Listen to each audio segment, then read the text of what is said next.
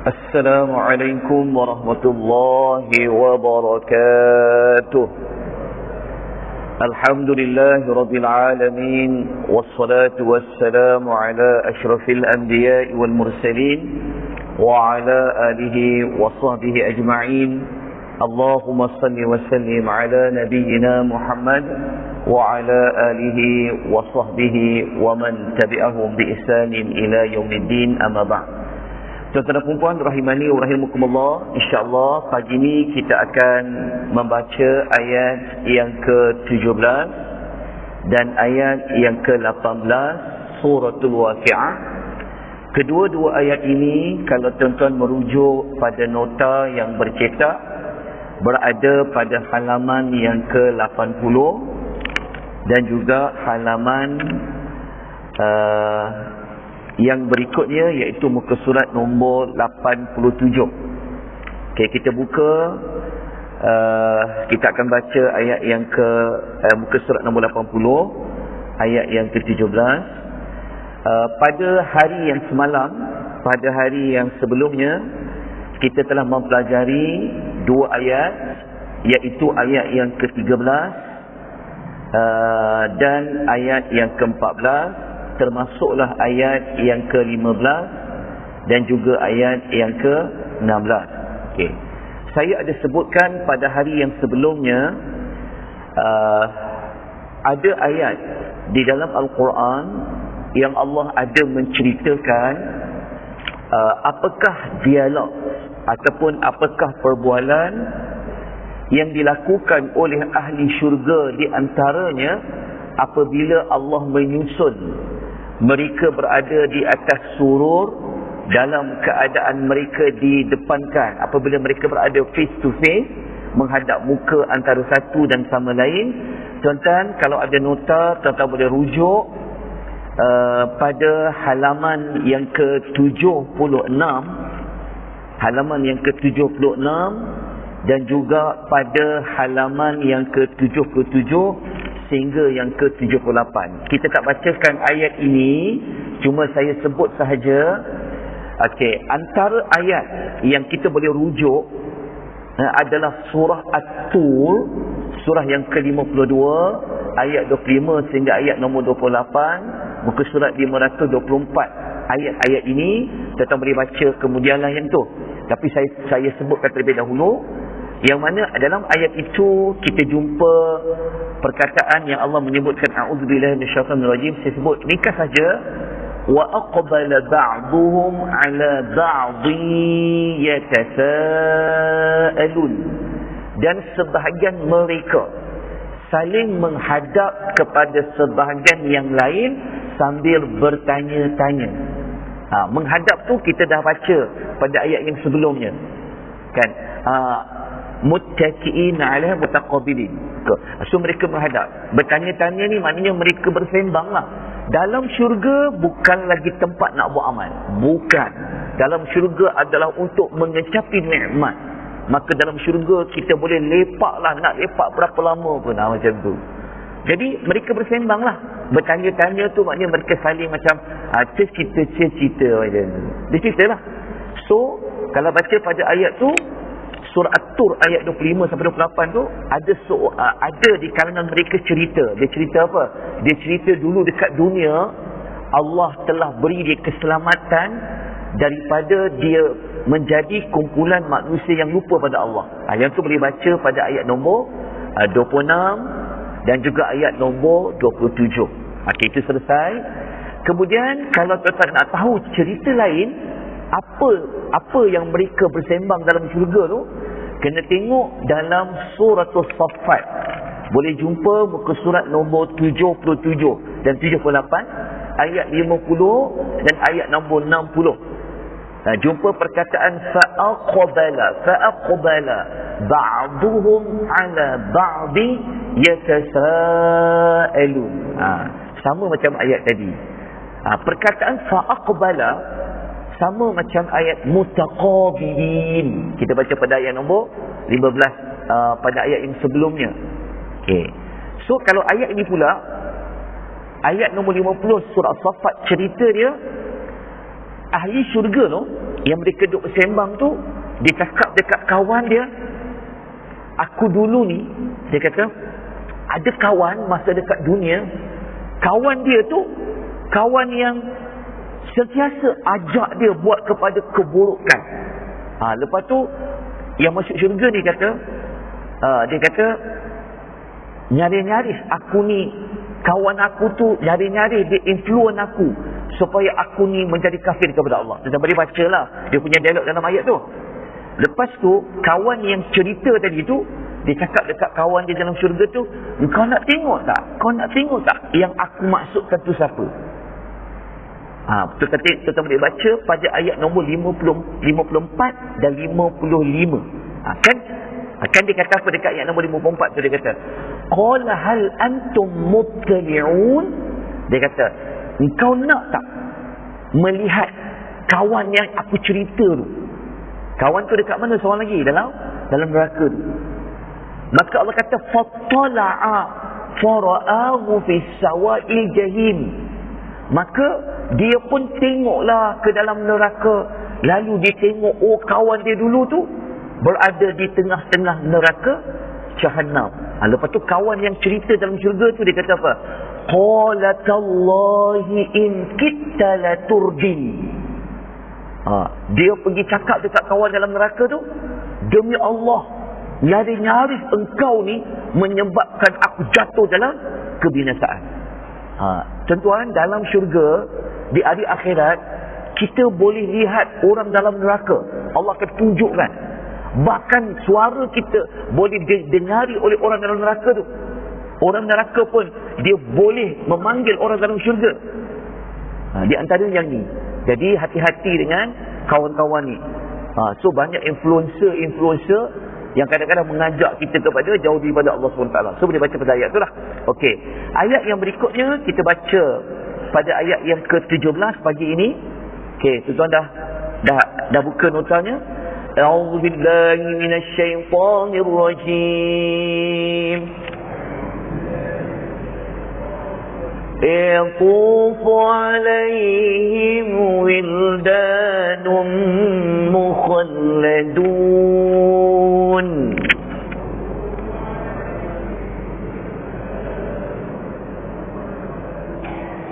Lanjutkan lagi dengan satu ayat. Ayat yang berikutnya adalah ayat nombor 18. Bi'akwabin wa abariq wa ka'sim min ma'in.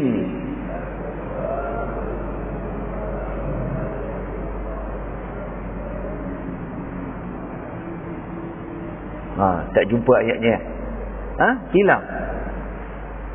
InsyaAllah. Okey, kita kembali pada ayat nombor 17. Boleh nombor ya? Tuan-tuan dapat tak nota soft copy? Ada dapat nota? Salinan lembut? Tak dapat? Okey, tak apa. Nanti saya akan beri. Saya dah bagi dah pada Ustaz Syarifuddin. Baik, ayat nombor 17. Bermula ayat 17 dan ayat nombor 18. Allah cerita lagi. Nikmat yang berikutnya adalah nikmat mendapat khadam. Khadam ni maksudnya pelayan-pelayan di dalam syurga. Okey, ayat nombor 15 dan ayat nombor 16 yang kita baca semalam, nikmat apa? Nikmat mendapat kerehatan, bersantai-santai di dalam syurga. Okey. Jadi untuk menunjukkan lagi memang akan berehat dalam syurga, akan bersantai-santai dalam syurga, maka Allah menyediakan pula khadam-khadam yang akan memberi khidmat kepada penghuni syurga. Okey, khadam-khadam itu siapakah mereka? Mereka buat apa? Bagaimana keadaan mereka? Ayat nombor 17 yang kita baca tadi, Allah kata yatufu alaihim. Mereka tu, okey, mereka tu siapa? Wildan, anak-anak muda tu.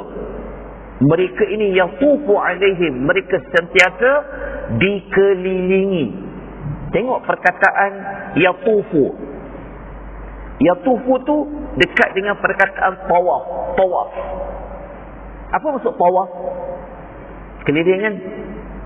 So, anak-anak muda lelaki ni, dia punya gelaran dia adalah wildanun.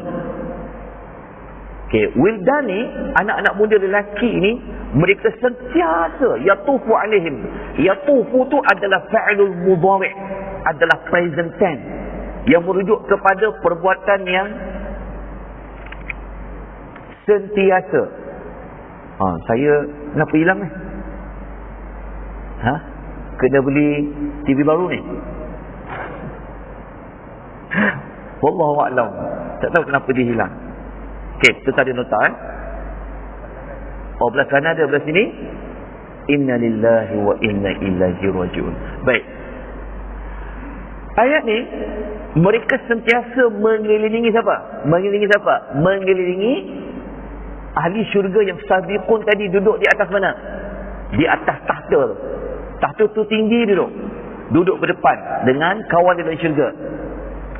So, untuk pastikan mereka ini duduk dalam keadaan mereka rehat, Allah sediakan anak muda ni. Kerja dia buat apa? Kelilingi ahli-ahli syurga ni. Okey. Lepas tu Allah kata sifat kepada anak muda ini, sifat pertama dia mukhalladun, yang tetap kekal. Okey, apa maksud yang tetap kekal? Okey. Yang tetap kekal maksudnya adalah, kalau tengok dekat nota tu, yang tetap kekal maksudnya umur anak muda ni dia takkan berubah menjadi tua. Dia akan muda je di dalam syurga. Okey. Anak-anak muda ini, apa tugas dia? Yatufu alaihim. Mereka sentiasa apa? Sentiasa mengelilingi ahli syurga. Mereka keliling ahli syurga buat apa? Ayat nombor 18. Sekejap kita pergi jumpa jawapannya. Okey. Persoalannya adalah, siapa Al-Wildan ini? Okey. Al-Wildan ni, kalau merujuk ulasan Al-Imam Suyuti rahimahullah, dalam kitab Al-Hawi Al-Fatawa, anak-anak muda ni, dia bukan manusia. Dia adalah makhluk khas yang Allah ciptakan yang akan berada di dalam syurga. Pendapat ini juga dikuatkan oleh pendapat Al-Imam Ibn Kathir dalam tafsir Al-Quranul Azim. Okey, selesai Wildan tadi. Okey. Kalau tuan-tuan nak dapatkan maklumat yang lengkap tentang Al-Wildan ini, maka kita dikehendaki mencari ayat-ayat lain di dalam Al-Quran yang ada menyebut tentang anak-anak muda ini. Okay. Anak-anak muda ni, tuan-tuan boleh jumpa dalam dua surah lain. Pertama, kena rujuk surah At-Tur, surah nombor 52, ayat 24, muka surat 524 dalam Quran ayat ini. Dan surah yang kedua, tuan-tuan kena rujuk surah Al-Insan ayat 19, muka surat 579 dalam Al-Quran. Surah Insan, alhamdulillah kita dah selesai tadabbur. Okey. Jadi berdasarkan dua surah lain ni digabung dengan suratul Waqiah tadi, maka dapatlah dibuat kesimpulan bahawa anak-anak muda yang menjadi khadam, yang akan melayan ahli syurga ini, mereka ini ada 3 ciri. Ciri pertama, umur mereka sentiasa kekal muda. Ini macam satu Waqiah tadi, mukhalladun. Tuan-tuan jangan bimbang, khadam kita tu dia takkan sakit. Ya, ini kadang pembantu di kedai, betul tak? Panggil berkali-kali baru nak datang. Order lain bagi lain. Dalam syurga jangan bimbang. Mereka akan sentiasa muda. Mereka akan buat khidmat secara cepat, secara pantas. Dia takkan susahkan tuan-tuan dan puan-puan dalam syurga. Nombor 2, mereka ini, tuan-tuan tengok muka mereka pun dah penuh nikmat.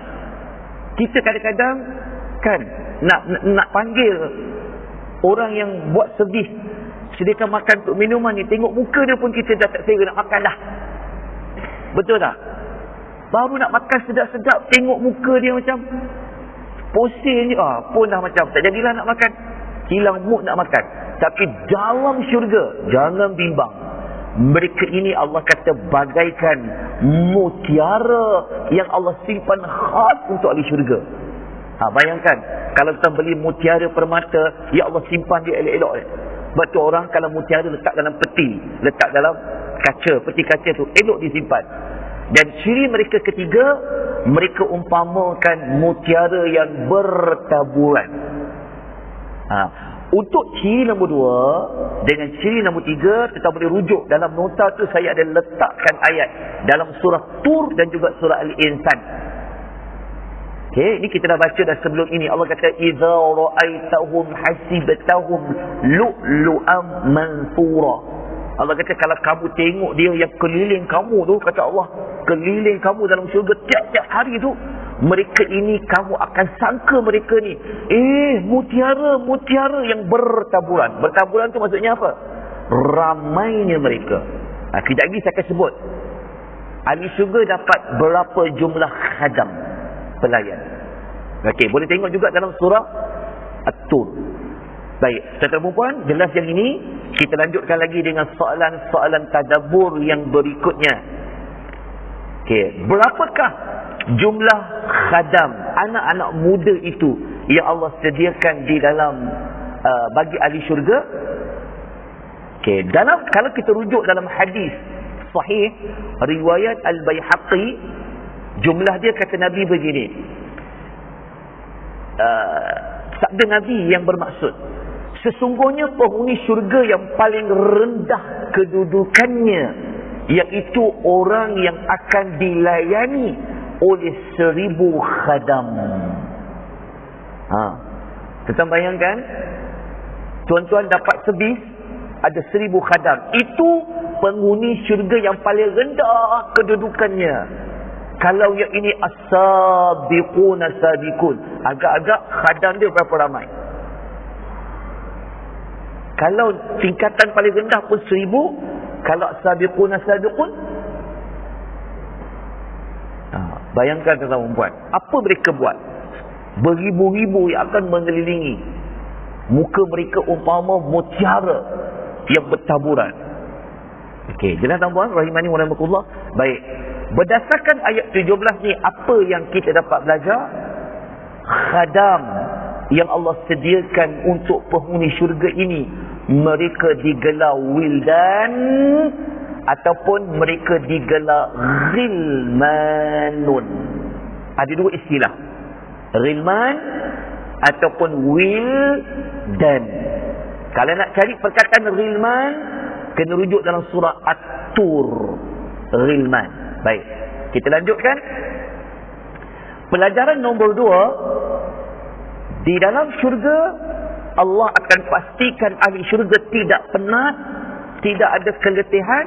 Mereka akan sentiasa dikelilingi oleh pelayan-pelayan syurga. Baik, ayat nombor 18 adalah nikmat minuman. Nikmat minuman inilah sebenarnya khidmat yang akan diberikan oleh wildan ataupun ghilman itu. Okey, sebab apa minum? Sebab apa minum? Kalau dah lepak-lepak, bersantai-santai atas suhur, betul tak? Takkan sembang kosongnya. Macam kita lepak kat kedai mamak lah. Teh tarik satu dia kata. Betul tak? Takkan kita nak sembang kosong. Mesti ada minum-minum. Maka Allah Ta'ala bawa kembali apa tabiat manusia dekat dunia tu. Dia akan diberikan minuman. Siapa yang sediakan minuman ni? Tu wildan tadi tu.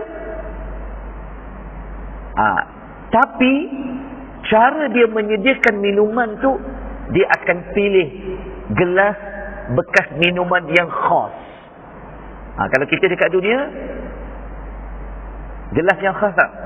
Kesama. Nanti kita order, saya nak guna bekas minuman aqua, abariq dan kapsin. Jadi untuk menambahkan lagi ada rasa, ada penghayatan, ada emosi pada ayat nombor 18 ini, untuk lebih faham, kita kena sambung esok pagi. Tak sempat nak ulas untuk ayat nombor 18 ini.